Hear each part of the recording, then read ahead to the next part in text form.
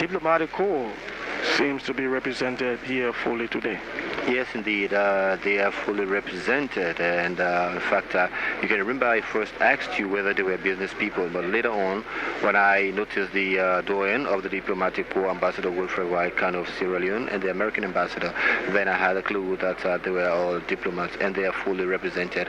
And we also see members of the business community, and they are sitting a little bit about few seats away from the diplomats, and they are also represented fully. As you can see from where I sit, I can see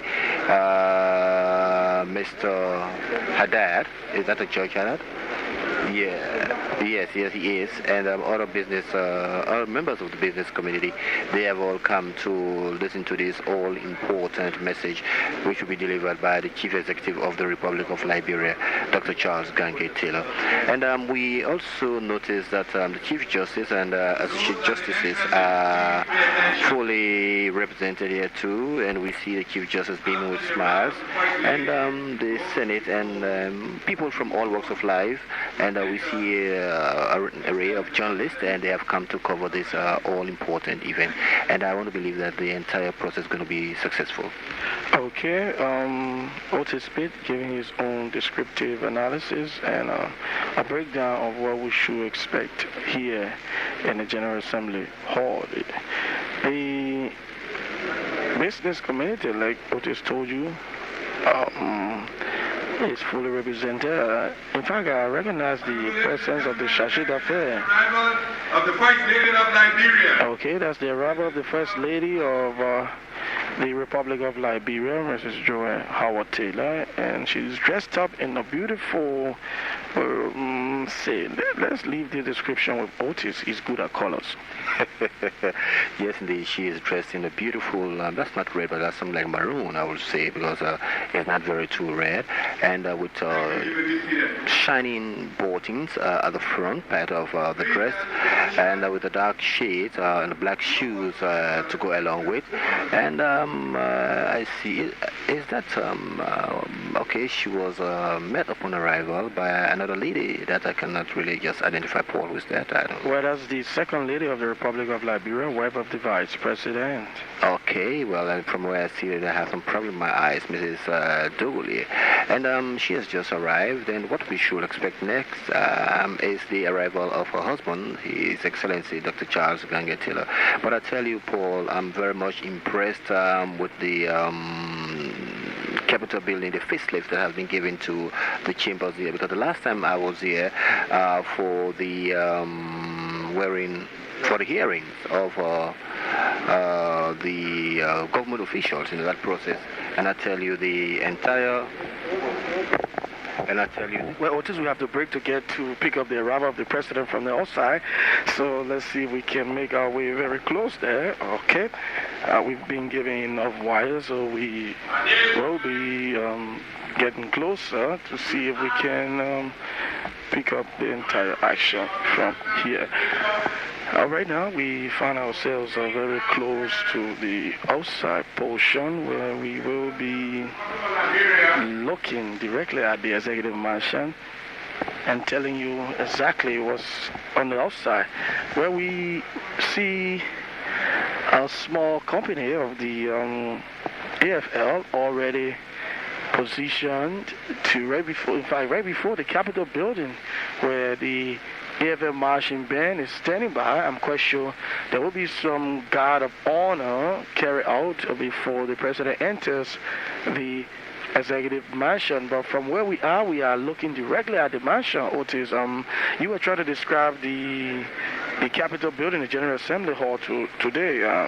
The last time you were here, you can tell us exactly what it looked like, and for now, how can you describe this hall? Well, I hope I will not be held in contempt, but the last time I was there for the hearing, really, conditions of the Capitol building was not too good, especially in the chambers from where we did the coverage.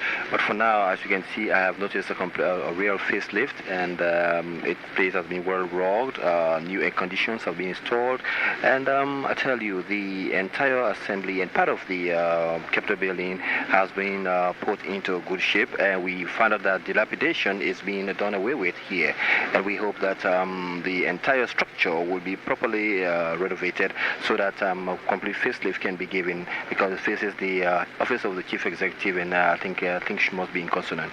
Well, architecturally, Charles Snyder will be telling us to his own descriptive analysis of this building.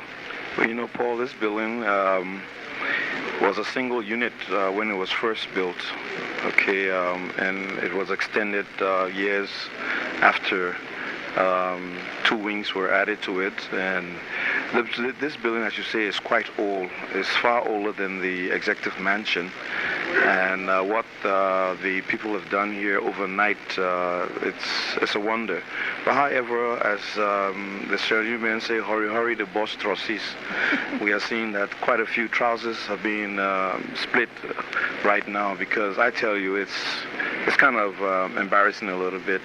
You have the entire diplomatic mission who are here right now in Liberia attending this all-important occasion, and the seats that they are sitting on has collapsed. Okay, I was asking the maintenance people about it, and they said, Mr. Snyder, well, we've been working, we try our best, and the problem is the plywood on the floor is old and is rotten. So whatever bolts they had put there has all given away. So you will notice now quite a few of the guests here in these chambers are standing up, and they may as well stand up unless they're going to have a very, very difficult backache, because we don't know how long the president is going to be speaking for. Well, as we speak, we see movement now at the executive mansion, because exactly where we are standing, we can see right across to the entrance of the mansion, and so surprisingly, you can see the Atlantic Ocean in the background.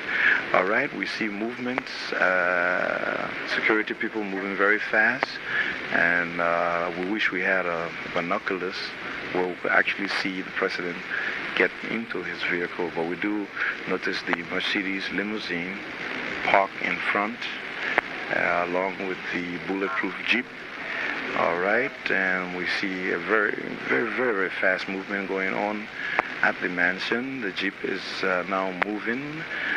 We notice with our eyesight, we do see that he will be coming not in the usual executive Jeep, but in the black Mercedes-Benz limousine, because the flag of the president is flying on it, and the flag of the Republic of Liberia. All right, the president has now gotten into his limo, and he is now leaving the executive mansion grounds, coming over the waterfall driveway. And we notice the first advance car is almost at the entrance of the Capitol. This ride is less than a minute. It's less than a minute, and in a few seconds, we will be seeing the president arriving here. Okay, we notice the first escort car is a police unit. The second one is a SSS, light blue and dark blue Land Rover van, and a black Volkswagen van. Then the next unit is another SSS unit, then another unit behind it, the security group in a white Land Rover.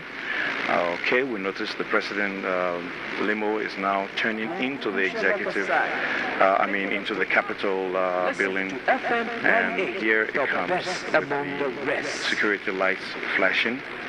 And we notice the security men are all jumping out of their vehicles, and they are all running now on the side of the presidential limousine, and it will be coming to a full stop in a few seconds. Let us see. We do notice, let me just get out a little bit. We do notice that the security man is in front of the car and stopped right there. Radio Monrovia. The AD-cam of the president, General Jiba, has just come out of the car, and here comes the president. The president has just alighted from the car. Oh wow, dressed to kill, I tell you, with a band across his shoulder, the red, white, and blue band. I think that was what was decorated on him when he went to Taiwan. But Paul, the position he's standing in right now, he cannot see where I'm standing because my head has already gone outside of the building. All right, the president now takes his position. and the hoisting of the flags. National anthem of Liberia right now. But we're quite a long way from where, the national anthem is playing. Well, let's hear it.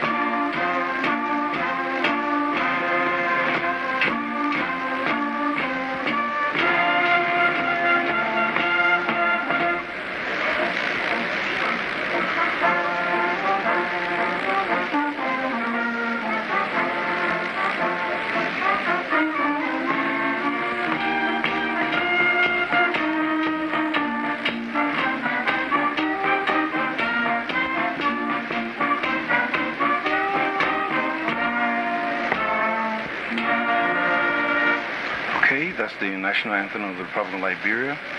And now we have the Armed Forces of Liberia, Guard, Company A, Company B, and Company C. All right, he was select for the President. And now the President is being escorted by his Chief of Protocol, walking next to him, Mr. William C. Dennis. Okay, and we notice the aide-de-camp Jiba walking right behind the President, and a array of security officers. Okay, from where he's going to be going, we will not be able to comment on that because it's a blind sight from where. Now the President is now entering the building. Paul, next up, over to you. Okay, Charles Nader, taking it from the outside, and we will make sure we get back to our seats because we've been told that there will be no movement as soon as the President enters the hall. So we will make sure to find our seats before the President enters. Well, it's kind of hot in here, and I tell you, we were enjoying a few minutes ago the cozy atmosphere from the window, and I tell you it was great. But we're back, and the protocol, Chief of Protocol, Ambassador Durin, now makes his way to the podium, and I'm quite sure he will be announcing the arrival of the President as soon as the President hits here. We must admit, Otis, that we are going according to time, and as per the protocol, we are observing the protocol strictly. What is he? Well, we are observing the protocol, and we hope that we will be able to stay with it. And all right, we will have to stand to do the commentary now because we've been asked to make way for, I believe, some other dignitaries to sit because as journalists, we should be able to stand, be able to pick up the action. Well, that has passed.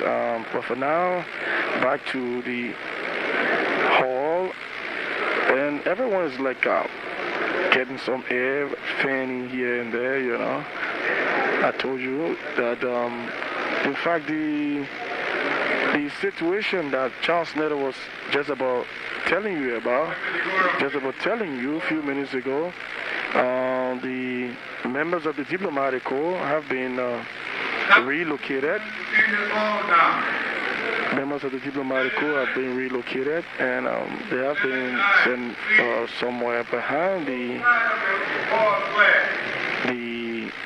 business people.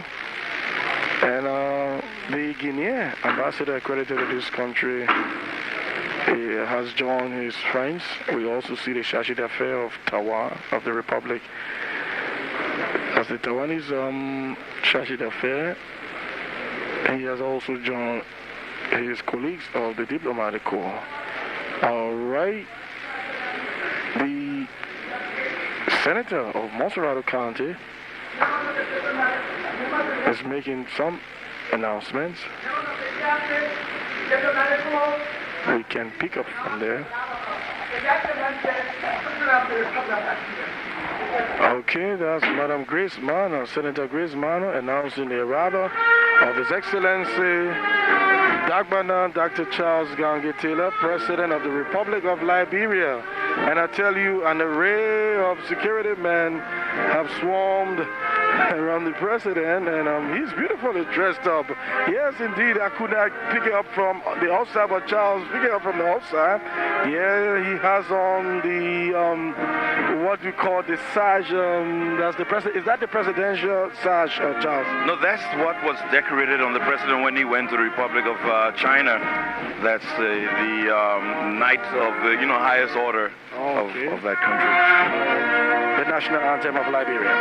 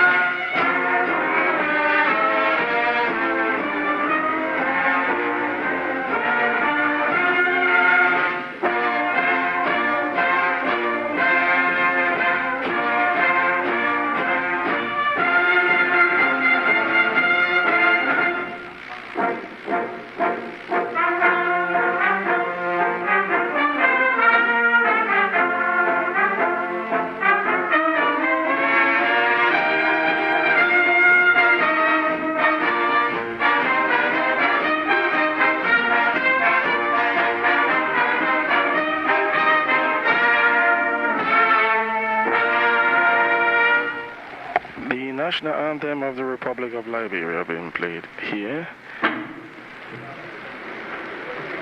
All right, everyone will be seated. And in a minute from now, let's join the speaker. Members of the diplomatic corps, ladies and gentlemen, His Excellency the Banner Dr. Charles Gange Taylor will now address the National Legislature. Mr. President. The President now moves forward, receives his statement from the aide-de-camp, Lieutenant General Momojiba. Okay, he wears his glasses. And here we go with the President of Liberia. Mr. Vice President, Mr. Speaker, ladies and gentlemen of the National Legislature, distinguished ladies and gentlemen, exactly 19 and then 9 years ago, my elected predecessors of the First and Second Republics, respectively, last assumed for themselves this historic podium of state. Today, it becomes my own pleasing solemn duty as President of the Third Republic to fulfill the constitutional mandamus of this high office in appearing before you to deliver my first State of the Nation address. Distinguished ladies and gentlemen of the National Legislature, as the first elected representatives of the Third Republic, yours is equally an historic and momentous rendezvous. For together, at the height of democratic governance in Africa, hailing back over 150 years ago, we symbolize far more than mere speaker and majestic listeners. Together we tower at the portals of action in the drama of development, in the grand program of the people's progress. Hitherto the Lord our God has helped us. And hither on the love of our land must arouse us. Our inspired activities, heroic and persistent, must uplift the very fullness of our beloved patrimony. 5 months and 25 days ago, when we voiced the sacred oath of the presidency, and you will recall, I pledged to the Liberian people my honor and indeed my life to bring our people and our nation toward a prosperous future of human dignity, with new challenges and new commitments, new trends and renewed excellence.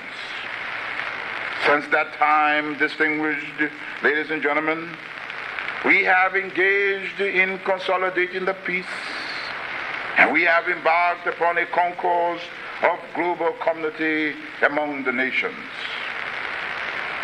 In our outreach, we have not neglected to honor the principles of reciprocity and African solidarity, of self-determination and non-interference in sovereign states. Within the context of worldwide peace formation, as in Somalia, the Republic of Congo, and Bosnia, we have confidently re-entered the halls of conciliation and conflict resolution at ECOWAS, the United Nations, and the non-aligned country movement to speak with wisdom and humility, with firmness and felicity. The Lone Star was reignited when new diplomatic relations were restored with the Arab Socialist People's Libyan Arab Jamahiriya and the Republic of China. It is highlighted through bilateral arrangements with the Kingdom of Morocco and again with the Republic of China.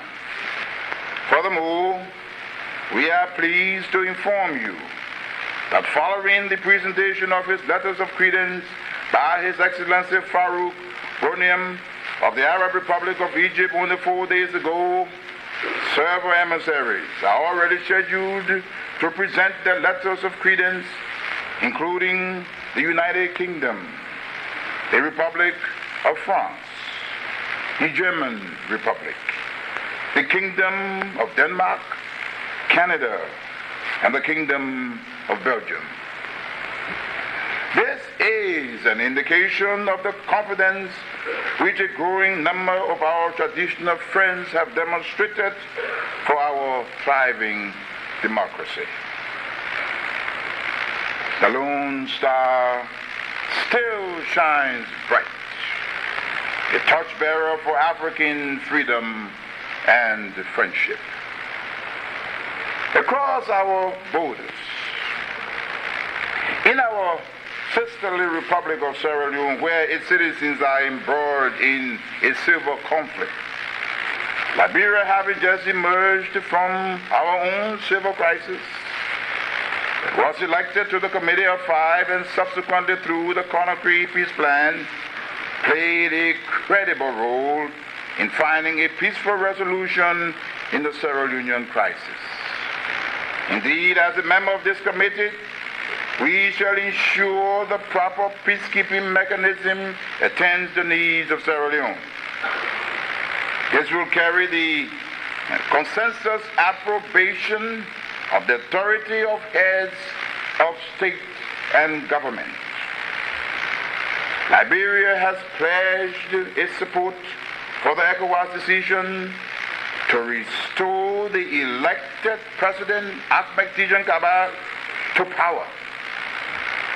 In addition to the UN Security Council resolutions to impose sanctions. While in support of the enforcement of these sanctions, Liberia has made it clear and wishes to insist that ECOMOG's operations in Sierra Leone and ECOWAS's capacity building activities in Liberia be defined as distinctly separate and must remain separate. We have also emphasized that Fortis Sankor, who is a part of the problem, be released, permitted to enlist his views, and thereby assume his role as part of the solution. We are also resolved that Liberian territory cannot and will not be used for military operations. In addition to our commitment to the support of a non-military approach to solving the problems in that country. Mr. Vice President, Mr. Speaker, distinguished ladies and gentlemen, a wider world economy beckons our full participation. Mindful of the challenges of rising productivity and exploding technology abroad, especially in the Asian economies, we have been preoccupied with assessing the modern infrastructures of a globalized economy and reassessing the basic infrastructure of our devastated economy. Furthermore, we have been absorbed in rebuilding and restaffing our institutions, in resolving civil authority to rural and urban localities. Keeping the peace at home has been our paramount pursuit. And in the welfare and interest of the people, the rule of law must prevail. I am pleased to state in this regard that an enabling environment is truly in the making. The curfew is being curtailed, crime is being minimized, and human rights are being upheld. Clearly, we must be grateful to our law enforcement agencies who, through diligence and true professionalism, have distinguished themselves as a force and have dismissed the fears and anxieties of our citizens. ECOMOG's change of its mission from peacekeeping to capacity building is expected to end and start on February 2. This capacity building force will assist the restructuring of our army and help provide security. Additionally, under bilateral arrangements, at least 3 other West African countries and as many as 4 will send troops to aid government in taking up the slack left as a result of the total withdrawal of Nigerian troops from Liberia, as I have been informed, in line with their present duties in Sierra Leone. However, I wish to assure our citizens that this adjustment should raise no alarm, as their security will not be compromised in any way. There should be no fear, as government will vigilantly ensure the safety and security of the state. In this connection, we are faced with the just responsibility of providing assistance to former combatants through the repairs of schools and clinics and the provision of jobs in order that they will be gainfully employed. Ex-combatants from all former factions remain a serious concern of this government, and legislation will be introduced for the creation of a National Veteran Administration Agency to attend to the needs of our injured and uninjured young men and women nationally. His administration is going to be working hard to solve the problem of getting our ex-combatants readjusted. Recently, one of the most disturbing infractions of transparent justice and human rights marred our determination to maintain a clean slate of law enforcement. It is the brutal murder. Other accused have escaped into neighboring countries and are being pursued through the appropriate legal channels. In the meantime, we assure you that due process of law will be served in the shortest possible period.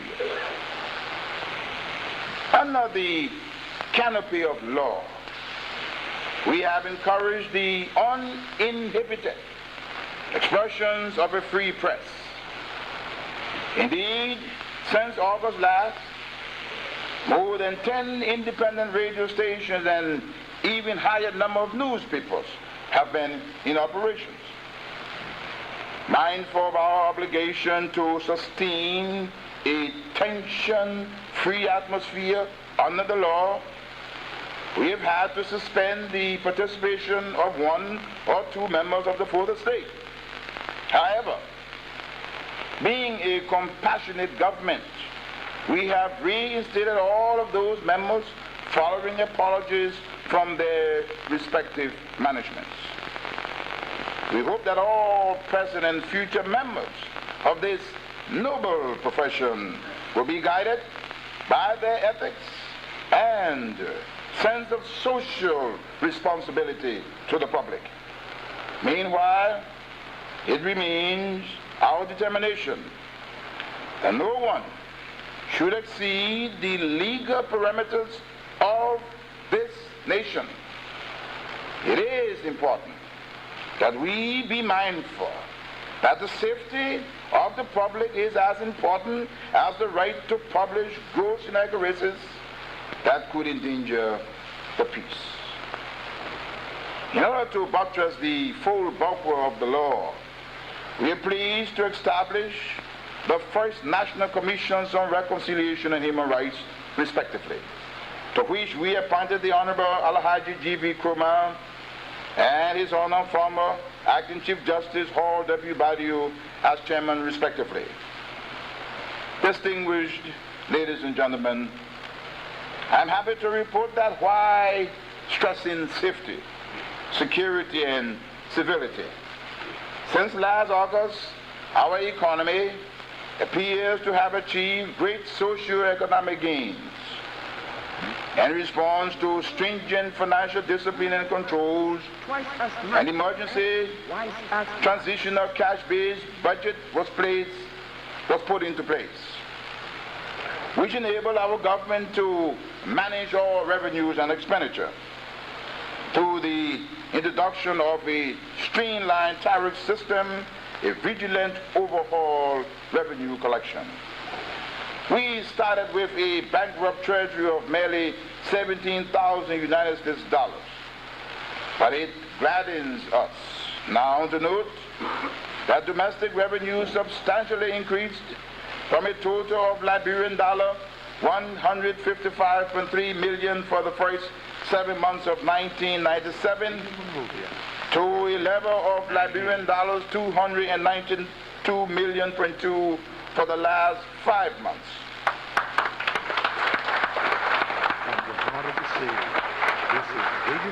While maritime revenues from the last 5 months stood as United States dollars $6.4 million.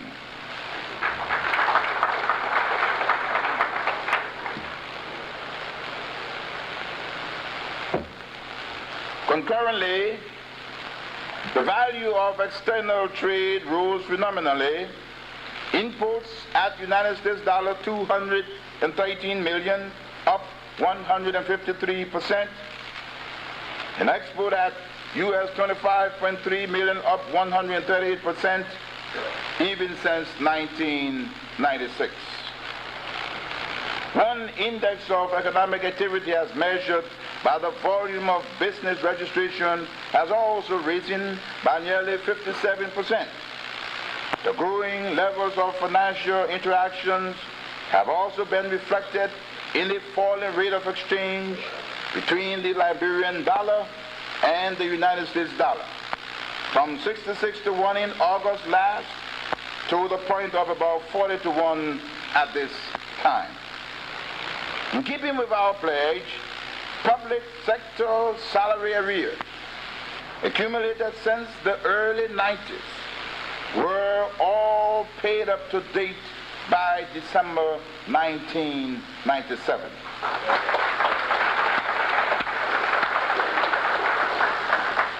All commitments for goods and services during the 5 months period were virtually paid up by the end of the period, and despite these achievements, there was a balanced budget, the first in over 25 years, and no government borrowing.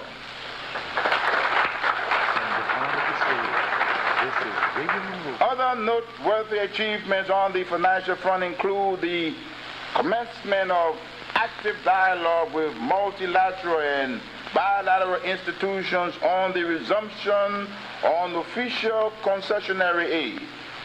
An agreement with the IMF for a staff-monitored program was also concluded, and preparations have also been initiated for which documentation is well on the way for a major donor conference to be held in early April 1998 to assist Liberia in its reconstruction efforts. The banking sector has already claimed our keen attention. With the establishment of an energetic National Banking and Finance Commission to restructure and revitalize the entire banking domain, as chaired by the Honorable Emmanuel L. Shaw II, Advisor to the President on Financial and Economic Affairs. In this connection, government firmly intends to address the matter of the dual currency in circulation, JJ and Liberty, with the introduction of a single new Liberian medium of exchange, which would then be parallel to the United States dollars as a market-determined rate.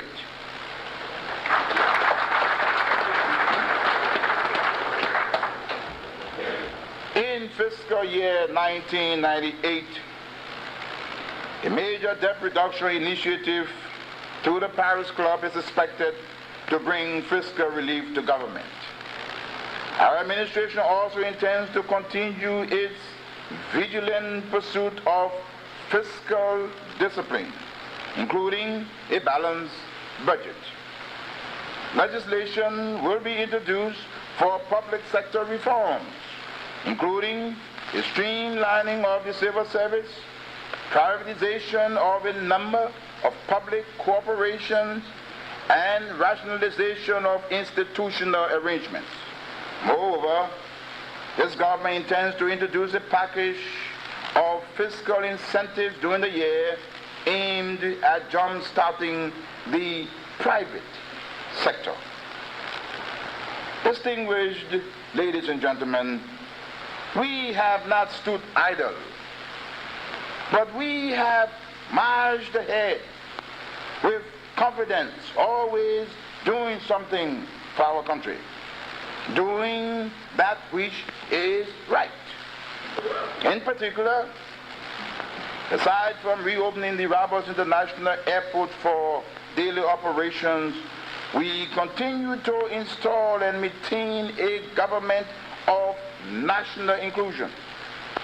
We believe that we have not failed you in this regard because we are forging a national tapestry of competent and dedicated public servants, irrespective of former factional or other privileges. Accordingly, we offer a special appeal to those in the diaspora, especially professionals, to answer our call and join us in the vanguard of sincere and selfless national service. You will recall how in our first inaugural, we looked forward to the emplacement of our people on the pillow of a firm educational footing. It is thus a pleasure to inform you that many of our schools of Liberia have been reopened and that extensive renovation work will commence. Addressing another pillar of progress, we are yet faced with the challenge of overcoming low production levels and to alleviate traditional productivity trends in the sector of agriculture. Among the bilateral and multilateral entities involved with us to meet these goals are the FAO, the Republic of China, the EU, Japan, the United States, the World Bank Group, and Cyprus of Belgium. One of the principal anchors of the structure of Liberian reconstruction is the pillar of health, which should transform us into the picture of health. Indeed, without health, no life or living evolves. We must note that our present healthcare delivery system contains great inadequacies, which require our urgent attention. In the coming fiscal year, the administration is proposing 6.4% of the national budget to repair and build clinics and to obtain essential drugs and medical supplies for our people.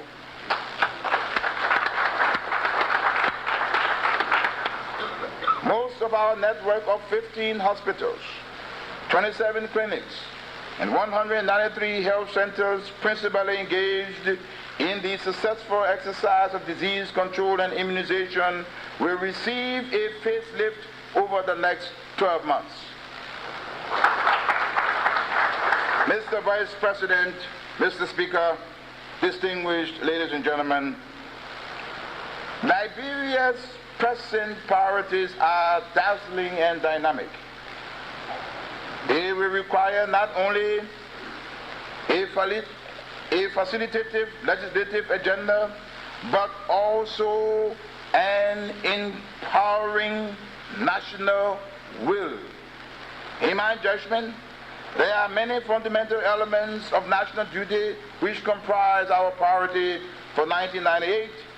Among them are the following: the restructuring of the armed forces of the Republic of Liberia and the National Police Force, repairs of roads and bridges, the renovation of schools, buildings, and the resumption of academic activities throughout the length and breadth of the nation, the renovation of health facilities, the launching of a rapid food production initiative, and the entrenchment of civil authorities in rural and urban political subdivisions, the structuring of a small business agency and industrial network, and the launching of a program to assist our ex-combatants socially and economically. Indeed, there are at least two other priorities in our 1998 program of action.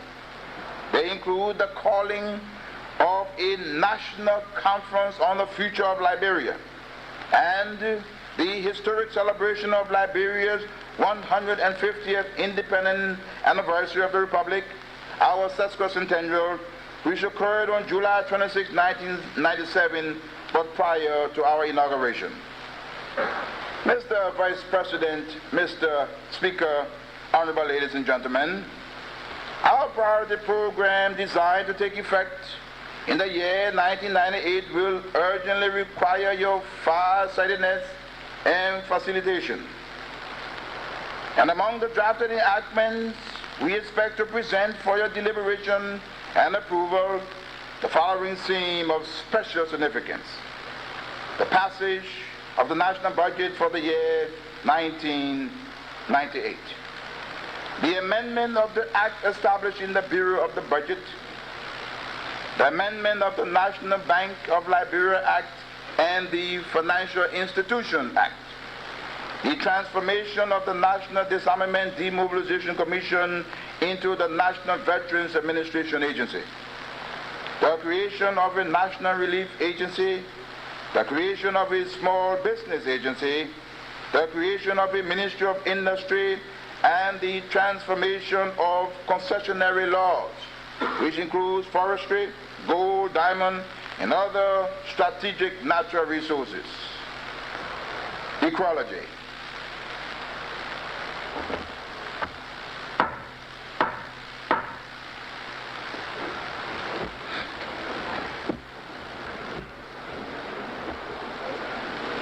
All living creatures and humankind are born unto an inheritance of death, and destined to a multi-render view of kindred spirit, for which there is neither escape or exemption, defense or evasion. In claiming their inescapable appointment with eternity, the following distinguished servants of the state have fled into high converse with the mighty dead, into the fullness of that immutable master and landlord of us all, the Honorable Dr. Bangali Fofana, Minister of Commerce, the Honorable James Z. Holmes, former Controller, Ministry of Rural Development, the Honorable Emmanuel J. Hunter, former Acting Chief of Internal Medicine, John F. Kennedy Memorial Center, the Honorable Professor Onikipu E. Musgrove, former Assistant Professor, University of Liberia, the Honorable Dr. C. E. Zangma Lipoti, former Vice President for Administration, University of Liberia, and former Ambassador of Liberia, the Honorable G. Henry Andrews,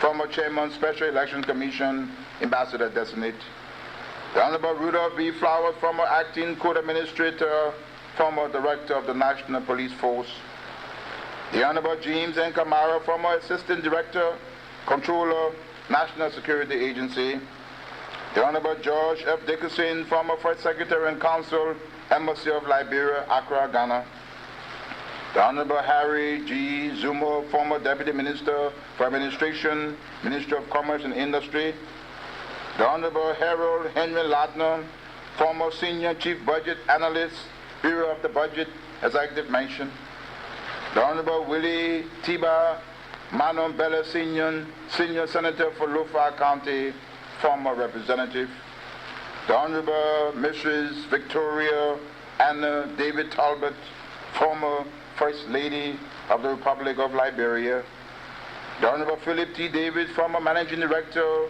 Liberia Petroleum Refining Corporation, and former Chairman, National Investment Commission, the Honorable J. Cadier, former Managing Director of Forestry Development Authority,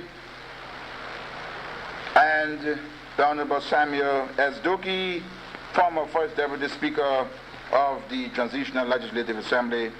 As Richard Crashaw once wrote, and I quote, "And when life's sweet fable ends, soul and body part like friends. No quarrels, murmur, no delay, a kiss, a sigh, and so away. May the eternal God of life grant rejoicing to their arrivings."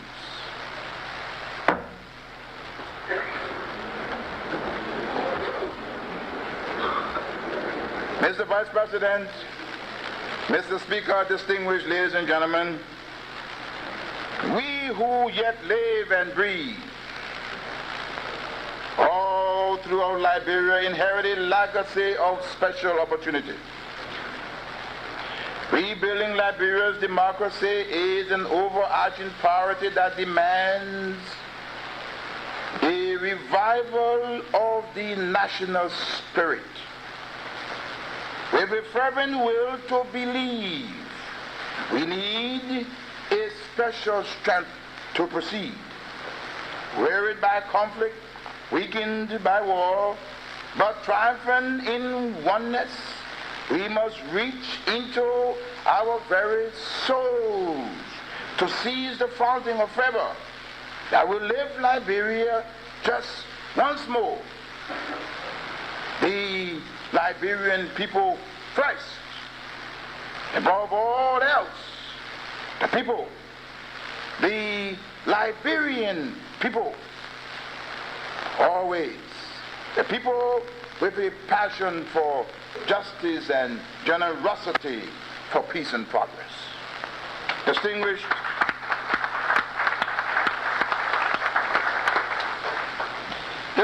members of the legislature, Liberia to me was never the hinterland or the province, the coast or the interior or the combination of these.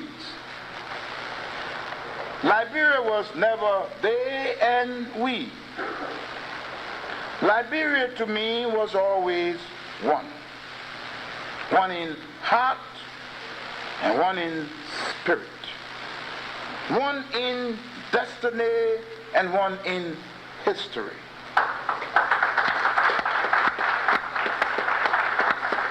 Although for many reasons, external and internal, we have had our trials and tribulations, and we have had to wait out our future, often in sufferings and humiliation, yet we were always destined to be a united and victorious people. And so, distinguished members of the National Legislature, I believe that my spiritual mission to our people is to facilitate the reaching out of Liberians to each other. Our spiritual assignment is thus that each will touch each other's hand, each other's hearts, and each other's lives. I can sense an appointment with duty to awaken the bubble of smile and allow the tears of joy and gladness freely to flow throughout the length and breadth of our land. My spiritual assignment is now to allow unification to work, yea, to blossom so that crowns and bassos and rebels and lawmans and crews and madingos, so that all of our people will bloom as a beautiful bouquet of many different but blended flowers.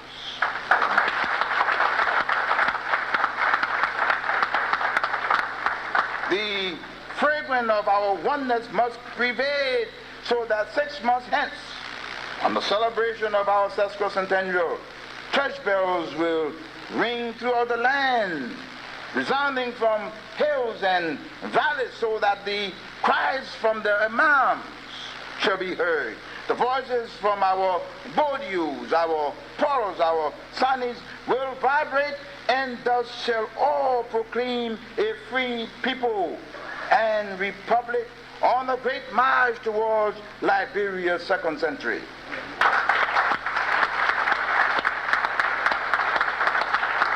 I therefore call once more upon you, distinguished ladies and gentlemen, to say, let's go for it.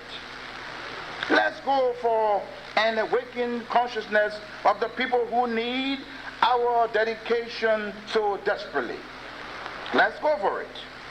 Let's go for better governance, greater accountability, and safer security. Let's go for it. Let's go for greater growth and sounder education. Let's go for it. Let's go for the distant roadways, the dependable utilities, light, roads, water. Let's go for it. At a time of collective will and committed action, let's go for true reconciliation, rehabilitation, and reconstruction. Liberia must change. We must change. We came to bring about change, so let's go for change.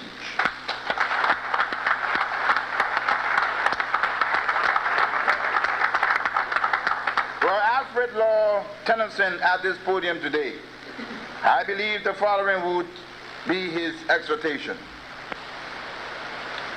much is taken, much abides. And though we are not now that strength which in days of old moved earth and heaven, that which we are one equal temple of heroic hearts, made weak by time and faith, but strong in will, to strive, to seek, to find, and not to yield. Let's go for it. God bless the first national legislature of the Third Republic. God bless our people and save the state.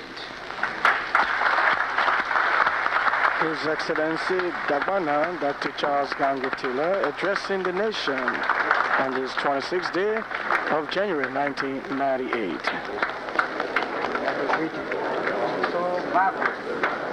Indeed, the President now is being hugged. He's being embraced by the Vice President.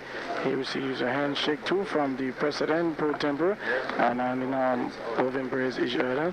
And following this, we have the playing of the national anthem by the AFA band.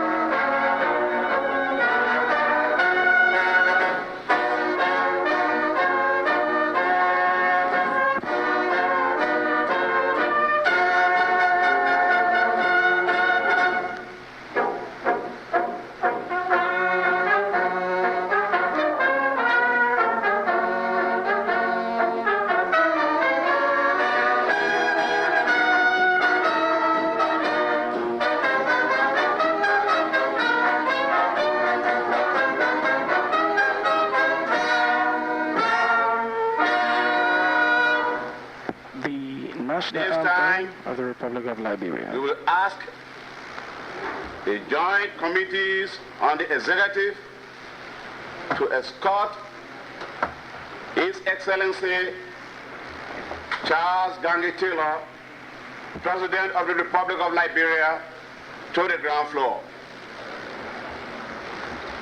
Okay, the voice of the Speaker of the House of Representatives, Honorable Monkomala. The President now leaves the hall. He now shakes hands with members of his cabinet. We see that of Edward Komosaka, Tom Owuyu, and the President meets Monterey County Senator Grace Minor. We see Soko Brown of Bomi, and they now escort the President out of this hall, and as we have been told, as per the protocol, a reception will be held at the Executive Mansion. Charles Netta will now bring down analysis from the President's speech. Well, thank you very much, Paul, but I will not bring the analysis right now because the session is still on, so let's go back to the podium.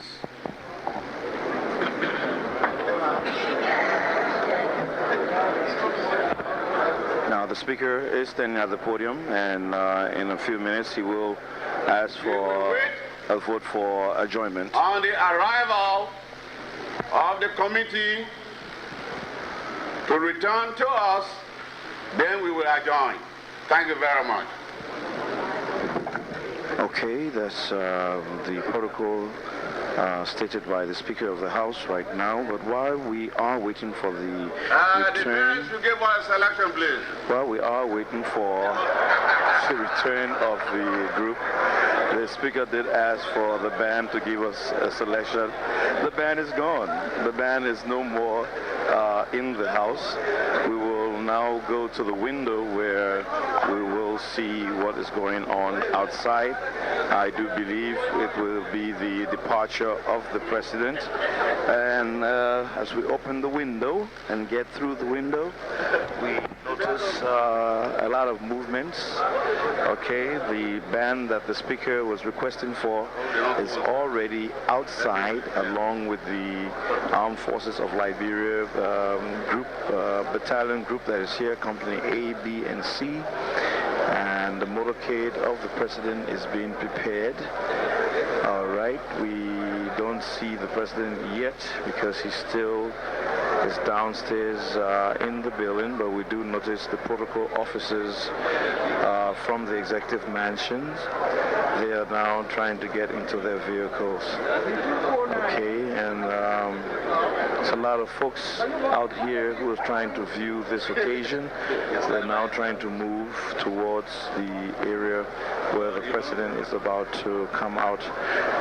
The chief of protocol of the Republic of Liberia, Ambassador During, I see him walking down, trying to get into the car. I'm sure he's trying to go very fast to get ready for the reception that will be held shortly. We have absolutely no idea where this reception will be held, but we will find out. Okay, Paul is now telling me that, okay, the reception will be held at the executive mansion.